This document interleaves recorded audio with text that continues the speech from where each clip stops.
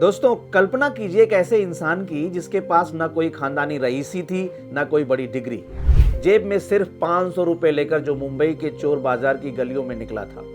लोग उसे यमन का क्लर्क कहकर मजाक उड़ाते थे, लेकिन उस शख्स की आंखों में वो चमक थी जो समंदर को भी पी जाने का हौसला रखती थी। आज की कहानी उस जादूगर की है जिसने भारत के आम आदमी को शेयर बाजार में चिलम पीना सिखाया, जिसने कहा था कि बड़ा सोचो, जल्दी सोचो और दूसरे से पहले सोचो। जी हाँ, आज हम बात कर रहे हैं धीरू भाई अंबानी और उनके साम्राज्य रिलायंस की। चलिए इस रोमांचक सफर पर चलते हैं। तो कहानी शुरू होती है गुजरात के चोरवाड़ गांव से।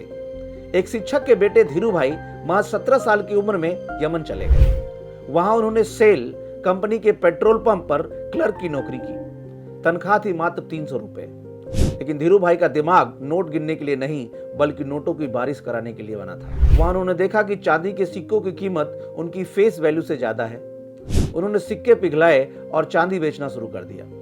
यह उनकी बिजनेस की पहली झलक थी, लेकिन उनका दिल हिंदुस्तान के लिए धड़क रहा था। 1958 में वो मुंबई वापस आए और रिलायंस कॉमर्शियल कॉर्पोरेशन की शुरुआत की। एक छोटे से 500 स्क्वायर फीट के कमरे में, जहां सिर्फ एक मेज और 3 कुर्सियां थी। धीरू भाई ने शुरुआत मसालों के एक्सपोर्ट से की, लेकिन उनकी पारखी नजर पॉलिस्टर पर थी। उस वक्त भारत में कॉटन का राज था, लेकिन धीरू भाई जानते थे कि भविष्य पॉलिस्टर का है। उन्होंने अहमदाबाद के नरोदा में अपनी पहली कपड़ा मिल डाली और यहां से जन्म हुआ ब्रांड विमल का। धीरू भाई ने विज्ञापन की दुनिया में आग लगा दी। ओनली विमल। उन्होंने बिचौलियों को खत्म किया और सीधे दुकानदारों तक पहुंचे। उन्होंने अपनी जिद और जुनून से उस वक्त के स्थापित टेक्सटाइल किंग्स के सिंहासन हिला दिए। वो सिर्फ कपड़ा नहीं बेच रहे थे, वो भारतीयों को स्टाइल और सस्ते कपड़े का मेल बेच रहे थे। लेकिन धीरू भाई अंबानी का सबसे बड़ा मास्टर स्ट्रोक अभी बाकी था। उस दौर में बैंक सिर्फ रईसों को लोन देते थे। धीरू भाई ने बैंकों के दरवाजे खटखटाने के बजाय सीधे जनता का दरवाजा खटखटाया। 1977 में रिलायंस का पहला आईपीओ आया। धीरू भाई ने आम आदमी से कहा, मुझ पर भरोसा करो, मैं तुम्हें अमीर बनाऊंगा। उन्होंने स्टेडियमों में मीटिंग्स की, फुटपाथों पर बैठकर लोगों को शेयर समझाए।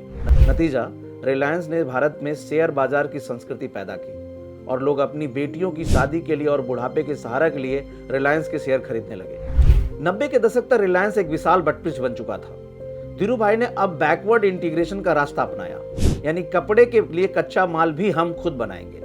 उन्होंने जामनगर में दुनिया की सबसे बड़ी रिफाइनरी बनाने का फैसला किया।